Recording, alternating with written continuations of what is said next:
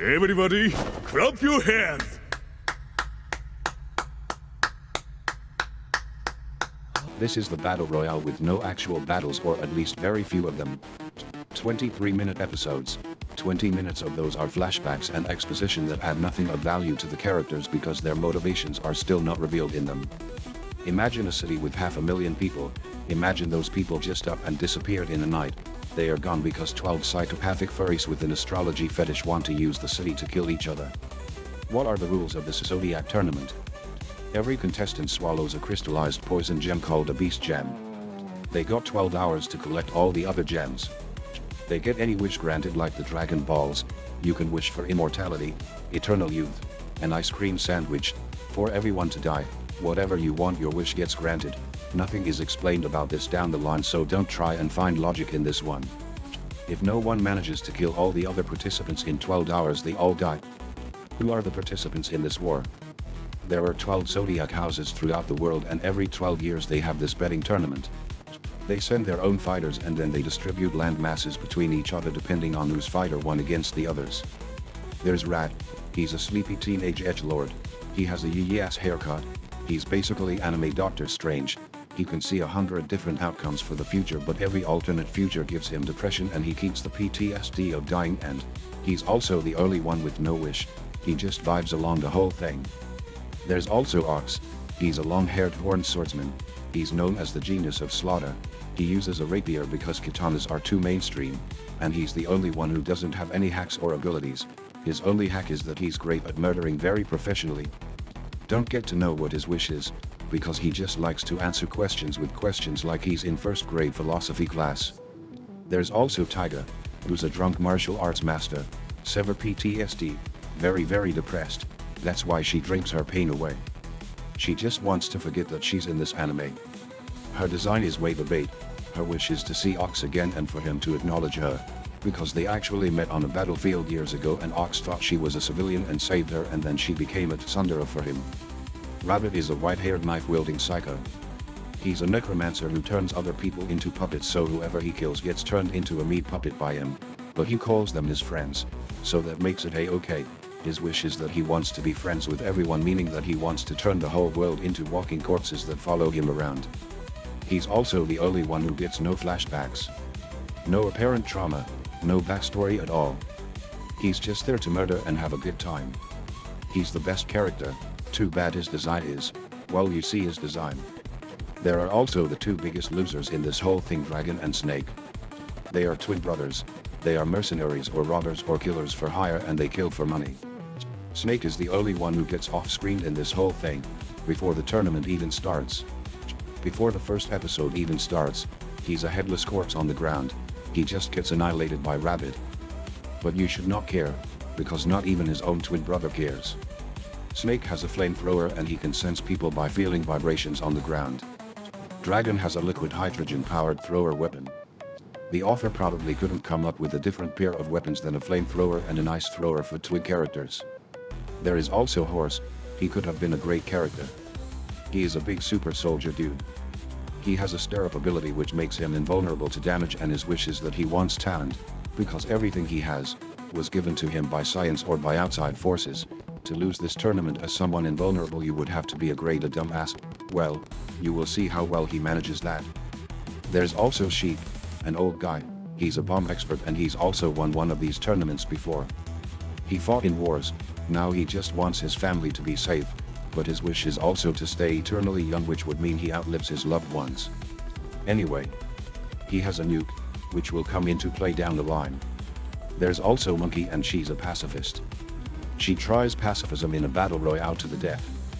She can transmute matter, which is a very hacks ability, but you don't actually see her using this ability outside of her flashback because she refuses to fight anybody and just wants to talk. She's not a waifu, but an actual wife with a husband waiting for her at home.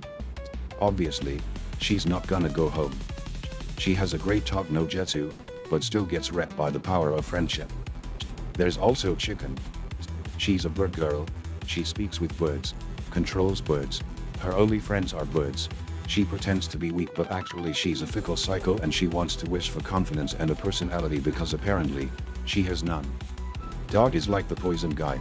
Everyone thinks he kills by biting, but he's actually able to create poison in his bloodstream that either kills others or buffs others.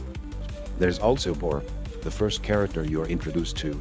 She's a blonde, machine gun wielding babe with an infinite ammo cheat. That's her hack's ability. She doesn't have to reload, and her wish is to be in a harem of 3.5 billion men. At least that is very relatable. What's the death order? So what's the plot here? Snake is already dead before the main plot even starts, because Rabbit just couldn't wait for the starting bell. Boar thinks she's the best and she'll definitely be able to outsmart everyone, and then she gets killed in 3 seconds in the very beginning of the tournament by Rabbit as well, bringing shame to her father who won the previous tournament. I guess it wasn't worth psychologically torturing your little sister, eh? Turns out, if you get killed by Rabbit's knives, you get turned into a zombie, so now Rabbit has Snake's headless corpse and Boar following him around. Dog and Chicken team up.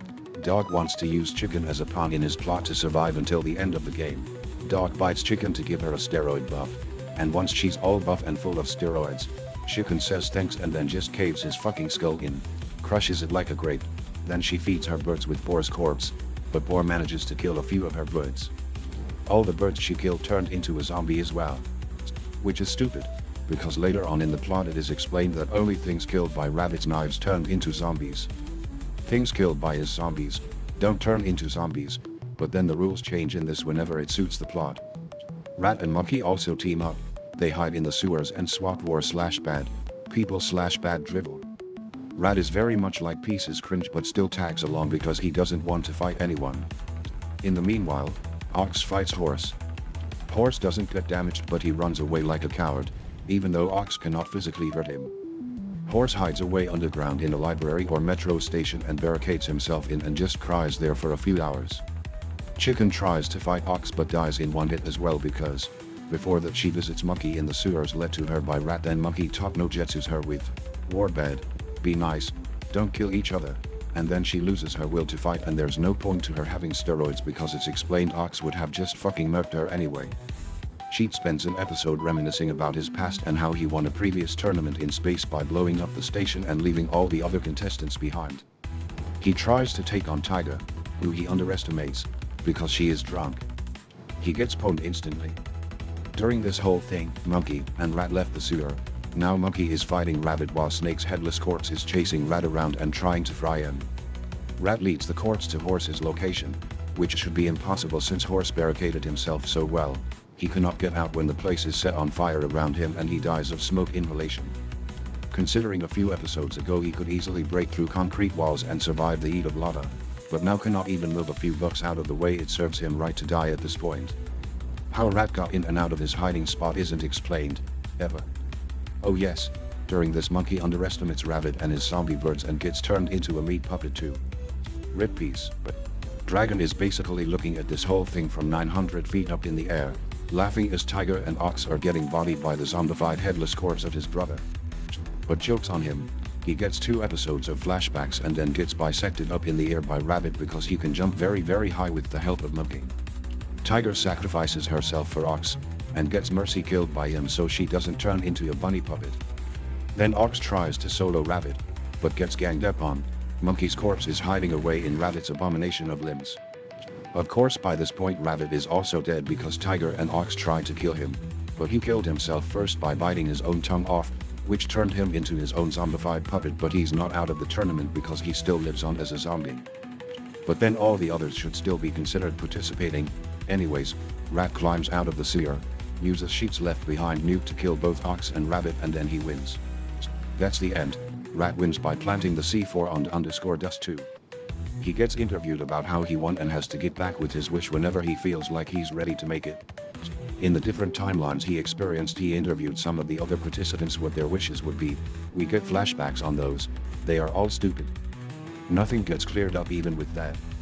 In the end, due to the severe PTSD he has, he comes up with the wish, I want to forget everything, the whole Zodiac War.